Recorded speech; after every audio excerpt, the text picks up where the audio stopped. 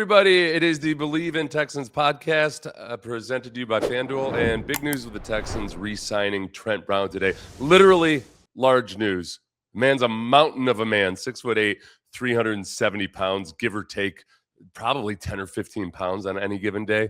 I could do a whole podcast on how easy it is to gain and lose weight when you're an NFL offensive lineman. Very well, I was a defensive lineman. But I also want to get into the other potential free agents that the Texans might re-sign, as well as Tank Dell's progress with his recovery, and Trent McDuffie, the trade to the Rams, how that might have some effect on the Texans, or just the way the Texans operate headed off into the future. As of right now, the Texans are tied for 13th favorite to win the Super Bowl on FanDuel at plus 2,000. Tied with the Jaguars, they are. We'll see if that changes after free agency and the draft, obviously. But you can head on over to FanDuel for that.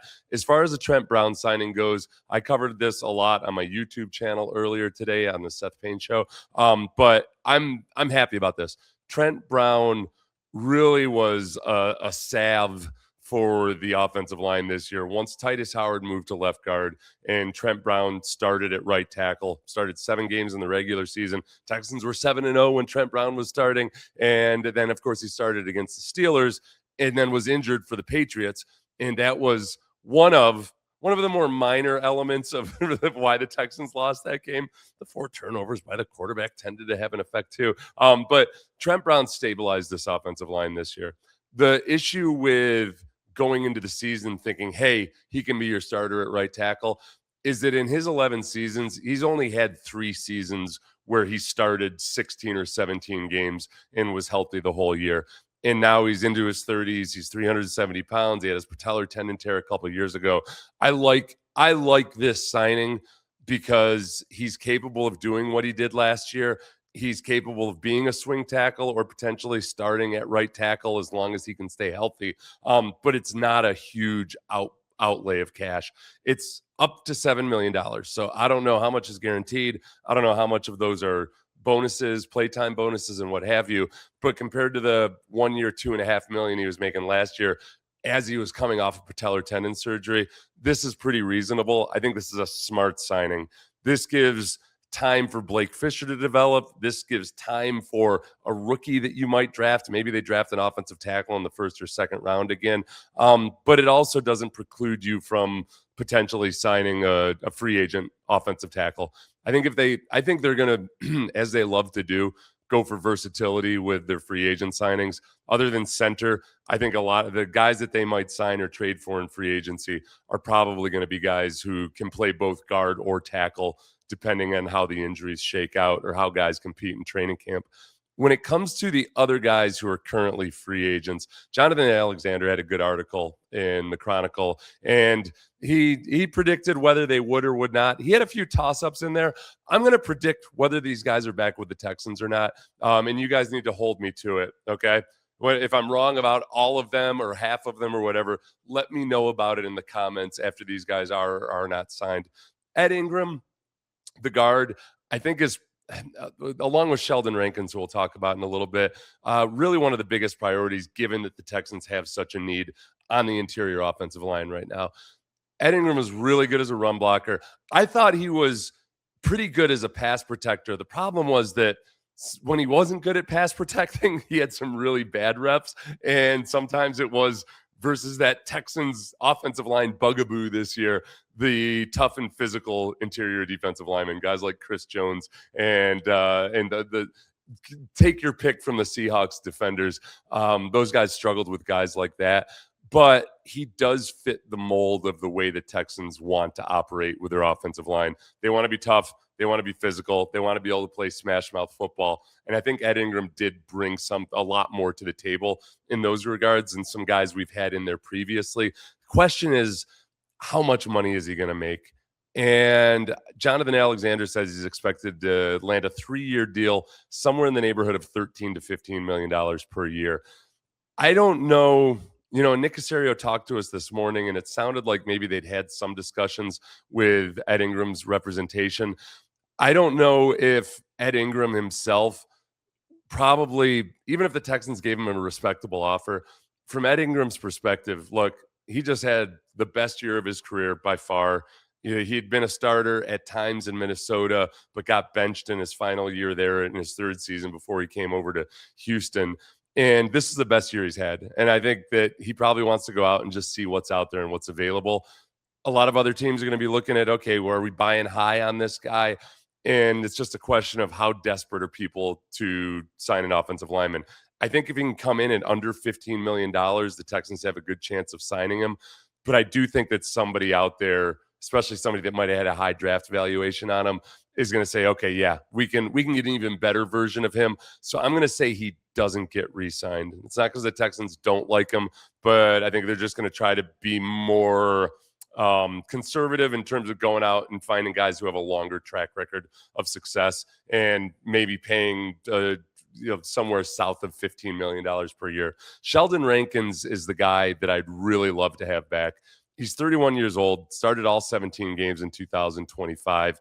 And as it goes with defensive tackles, his presence was a lot more than just the stats. 3 sacks and a fumble recovery for a touchdown in the regular season. Then he also had a fumble recovery in the playoffs, as we all remember. I think that Denico loves him.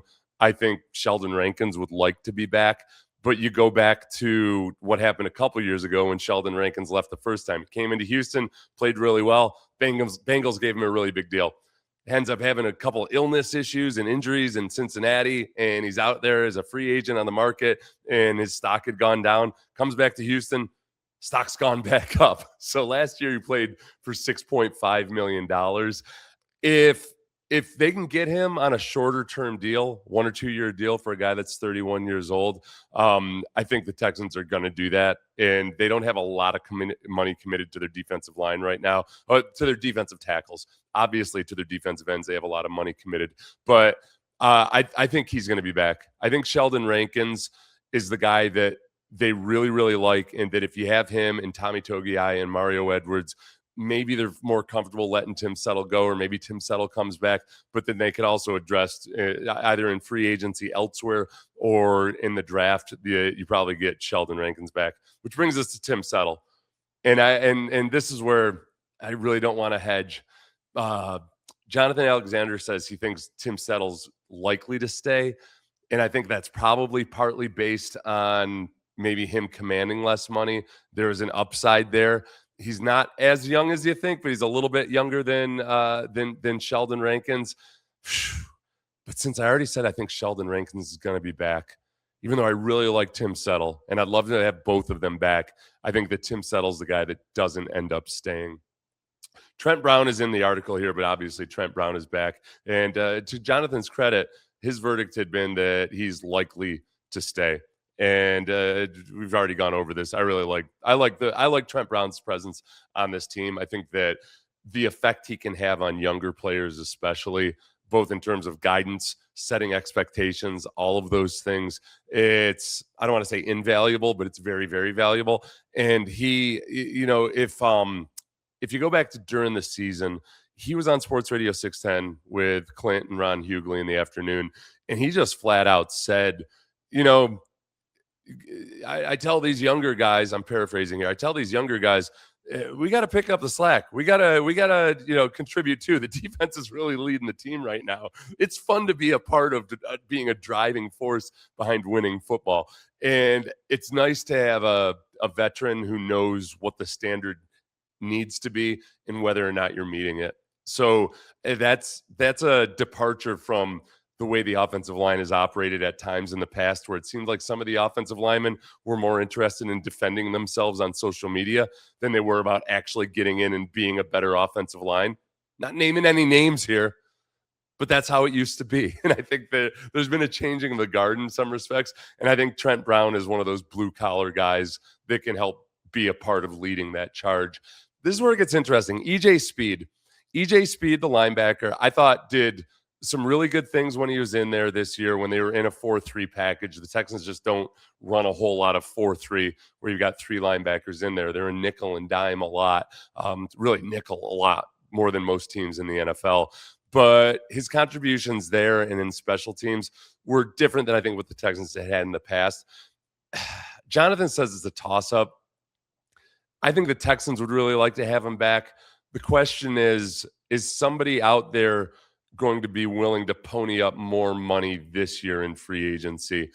I don't think they will. So I think the Texans are able to get EJ Speed back on a reasonable deal. I'm going to say EJ Speed is back in the fold. Maybe they give him a little bit of a pay bump based on him having come in and contributed and done some good things. But as far as the rest of the league looks at him, it was still, hey, all right, he's a part-time player, really good on special teams, kind of what the book was on him already. And, maybe he might end up even getting like a multi-year deal on more modest terms just because the Texans like him. Seems like a very swarmy type of guy. So I'd say he's going to be back. Denico Autry, and this is a good little nugget from Jonathan Alexander. Denico Autry, defensive end, plus can go down and play inside. Played that 5 technique at times when they're in when they were in more of a run stuffing mode. Jonathan drops a little nugget in here. Says Autry wasn't pleased with his role in 2025, according to 2 sources with knowledge of his thinking, and maybe wanting to finish up what will likely be the final year of his career elsewhere. He's 35 years old, and yeah, I think that Autry probably isn't going to make it back for this last one, especially if he wasn't happy with his role last year. I think that I'm intrigued by Solomon Byrd, the young guy, to see if he gets a chance this year. But Denico Autry, at the age of 35, had a nice contract with the Texans. And remember, he was the big signing that year until all of a sudden the Texans signed Danielle Hunter as well.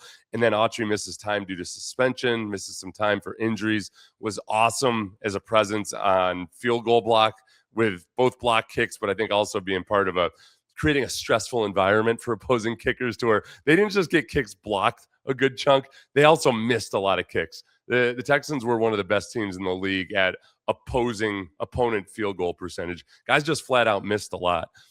Tommy Townsend, I think likely to go is what Jonathan Alexander says, and I would say probably as well. He's been inconsistent for a guy that was the 8th highest paid punter in the league, and it's might be time to move on either in the draft or elsewhere, and maybe they'll be a little bit more frugal with their spending. MJ Stewart, the safety. This is a really interesting one. And it's one of these things where you look up and all of a sudden, oh, wow, MJ Stewart's been on the Texans for a while. And him getting injured this year was a bigger deal than it might have seemed just because the Texans had so many guys playing safety next to Kalen Bullock. And you never really felt comfortable with that whole situation there, to the point where you can point to games where either maybe CJ Gardner-Johnson was in some bad plays he made in the fourth quarter, ended up losing you games at the end of the year when we had various people shuffling in at safety. It's nice to have MJ Stewart there as a steady and reliable guy that can come in if there's injuries. I think Jalen Reed's development is what you hope for in terms of a starting safety, but it's also nice to have MJ Stewart there around. But I think he's likely to stay. I think he ends up getting what the Texans probably expect him to get, or they offer it up. I think Derek Barnett, I would say, I think they really want him back. I think he's a guy, he's still only 30, which is weird because people had basically written him off as washed up a couple years ago when the Texans brought him in. But I think that he'll be able to, boy, this is hemming and hawing. Oh, this isn't the cocksure dude you want to take your podcasting advice from. I think Derek Barnett's back. He's had too many big plays. He's been too influential. Nick Chubb, I think, is probably gone. Christian Kirk, I think, is probably gone. Christian Harris, I think, is probably gone. Those 3 guys, if we go through, especially the 2 Christians, Christian Kirk and Christian Harris. Christian Harris is a sad story because 2 years ago, I think Christian Harris was really on a path to being one of the better young linebackers in the league. Then he had that mysterious calf ailment in 2024, and he just hasn't been the same guy athletically since then. Maybe there's an avenue where he comes back if he realizes, I haven't been the same guy athletically. I'm still coming back from this calf. Let's stay in this system and this scheme and see if I can work back at it this year. But I think it's most likely that he ends up elsewhere, which is unfortunate. One more note that I'd make about the offensive line and with the Trent Brown re-signing is simply that the more I sit and reflect on it, the more I feel good about Cole Popovich. Going back and watching some of the clips from this year and rewatching some of the games, it's very, very clear that the offensive line was a better coached unit this year. It took a while for it to stick First half of the season, we saw a lot of those same old problems of not picking up games, not picking up blitzes, at times just guys not being on the same page. The Jeffrey Simmons sack where he went unblocked in the first Titans game, I think was probably the high point of the low points in feeling like, wow, have these guys actually gotten any better at all? I think in the second half of the season that very much stabilized. And again, Trent Brown being in there helped. But when it came to some of the more physical elements of the game, when it came to having to close the game out in the fourth quarter in the run game, there was a more uniformity of action along the offensive line, more of a solid wall of humanity at times moving forward. And with Joe Mixon back behind them, maybe it would have been different. We saw some really good things out of Woody Marks, obviously, and we'll find out what happens with David Montgomery. But I feel good about Cole Popovich. As far as Tank Dell, as I had promised, we've discussed Tank Dell a few times this offseason, and it's usually with me growing cautiously more and more optimistic. I'm cautiously being more cautiously optimistic when it comes to Tank Dell. Tank Dell put out a video on his Instagram after showing a video a couple weeks ago where he was doing a farmer's walk in the weight room, and his upper body looked really impressive. His lower body looked like he had some work to do. And it's not just that Tank has skinny legs. We know he has skinny legs, but there didn't seem to be a whole lot of muscle tone and definition in his left leg, the one that he had the multiple ligament tears in.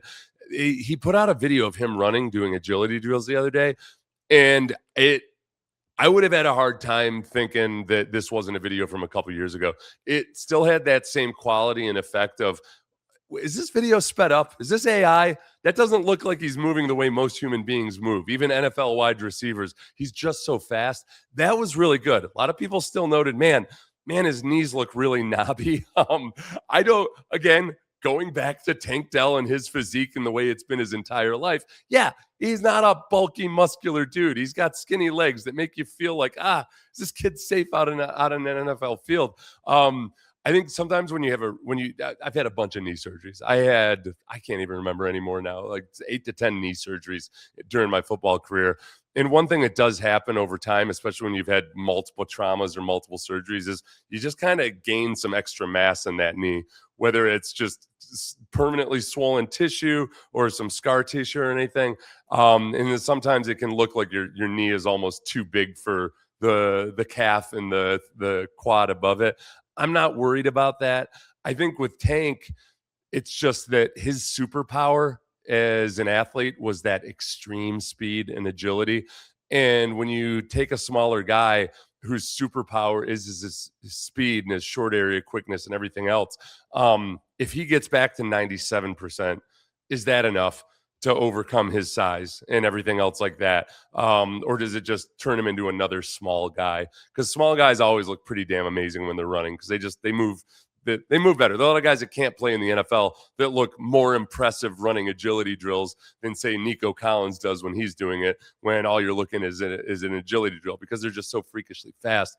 I think that the biggest and most positive sign on Tank Dell, aside from the actual video evidence, is that they were considering seeing if he might be able to play towards the end of last season. It was a realistic possibility, at least according to Tank Dell and Nick Caserio. Sean Pendergast and I talked to Nick Caserio at the Combine, and Nick said that it looked like they might have realistically worked towards that until it got to a point where it just wasn't going to work out.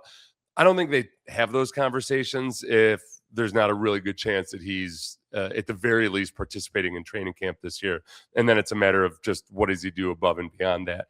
The other part of it is simply that, all right, Tank wasn't having the greatest season before he got injured last year. And then very cruelly, probably the best game he was going to have last season, or he was on pace to have the best game of his season, was against the Chiefs when he ultimately got hurt.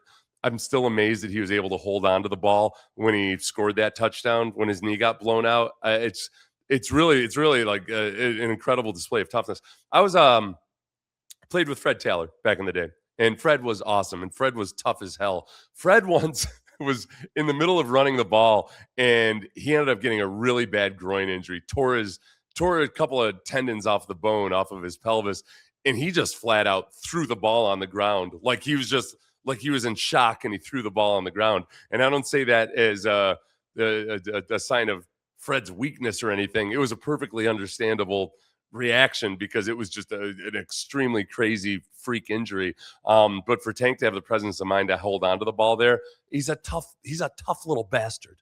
And I don't mean that in a, pat you on the head. Oh, you're a tough little guy. He's one of those guys that one of the reasons he's able to make it at his size is because he's a tough freaking bastard. So I'm obviously pulling for Tank Dell. By the way, depending on who you're pulling for in the draft, you can bet on who's going to go where in the draft on FanDuel. Whole lot of fun when it comes up to draft season on FanDuel. There are too many Trents in my life right now. I've talked about Trent Williams and I would like the Texans to potentially explore a trade for Trent Williams, the offensive tackle from San Francisco, who's had an impasse with the 49ers on doing something with his deal. So there's a chance that Trent Williams gets drafted. The Texans re-signed Trent Brown, but then also Trent McDuffie, the cornerback for the Chiefs, gets traded to the Rams in a really, really aggressive move by the Rams. The Rams end up giving up a 2026 first-round pick, number 29, a fifth and a sixth-round pick in this year's draft, and a 2027 third-round pick to get Trent McDuffie in the building. And going back to Trent Williams and how much somebody might be willing to give up for a 38-year-old offensive tackle who's awesome still. He's still very much one of the best offensive tackles in the league, but he's 38 years old. I had seen a second-round pick floated out there, and I thought, man, I don't know, for a 38-year-old, and a team's probably going to have to give him a new deal or would probably work out a new deal with him before the trade gets consummated, that's going to be a league-leading deal for 2 or 3 years potentially. Is somebody going to give up a second-round pick? I think 100% it's possible. And I think there's a team that might give up a late first-round pick. And it gets you to thinking, man, the Texans have a late first-round pick, one that they hardly ever stick around to actually draft in the first round. For me, it's too rich. I mean, Trent McDuffie is a younger player. Trent McDuffie is a younger player, but he also plays a position that tends to age very. Cornerbacks tend to age okay. They age okay, and then they fall off a cliff. But they gave up a boatload of compensation for him. I don't think that the Texans right now, even though I would love to have Trent Williams on this team, should spend anything as high as a second-round pick, which on top of they'll have to pay a bunch of extra money to get a guy like Trent Williams in the building. I love Trent Williams. I think he would be an awesome leader. I think that one of the little wrinkles that I don't want to think too hard about, but that is a consideration, is that he would come in, he'd play left tackle. You'd have Ariante Ursary move over to right tackle. You've got Trent Brown, who you feel good about as a swing tackle. So that all sounds well and good, but it's adding one more variable into the equation where Ariante Ursary spent an entire season getting comfortable at left tackle. But it also, the Trent McDuffie trade makes it feel less likely now that there's even a potential trade for the Texans with Trent Williams, because there might be some other team that takes the lead and says, you know what? Yeah, look, the Rams are a smart organization. They're willing to spend a first round plus extra capital to get in a veteran into the building and maybe pay him a boatload of money. That there's probably somebody out there that's willing to part with a second rounder. With the Texans in free agency for their offensive line, if you've heard me talk at all, that look, I'd rather have 5 solid starters across the board than to have a couple of all pros and then 3 slappies. And at times, I mean, look, the Texans had Laramie Tunsil on this offensive line, and he was playing at a very high level, and yet they were still a bad offensive line because 1 or 2 guys only does so much for you. I could say the Lions this past year perhaps were a good example of that, where they've got Penei Sewell and a couple of really good players on their offensive line, but the sum total of it was they weren't nearly as good an offensive line this year because they weren't as good and steady across the board. So right now, guys that are in that neighborhood, they're not in the Tyler Linderbaum neighborhood, but they're in the center from the Bills or the center from the Panthers, the guards that are available for potentially $15 million or less per year. You can have a better overall offensive line with those guys, and then not to mention whomever you draft. So it's fun to dream every now and then, but I got to keep telling myself to come back down to earth when it comes to how aggressive you're going to be in free agency and via the trade with the offensive line. But I do think that they are probably going to do something close to what the Bears did last year, where they're pretty aggressive in trying to bring in at least a couple of veteran players before they even hit the draft. And then you enter the draft without feeling quite so desperate. So thanks, everybody, for listening today to the Believe in Texans podcast, brought to you by FanDuel. Like, subscribe. If you're listening on Apple, please give a 5-star review and maybe some nice comments or something. You can also subscribe to my personal YouTube, The Seth Payne Show. Everybody have a great day.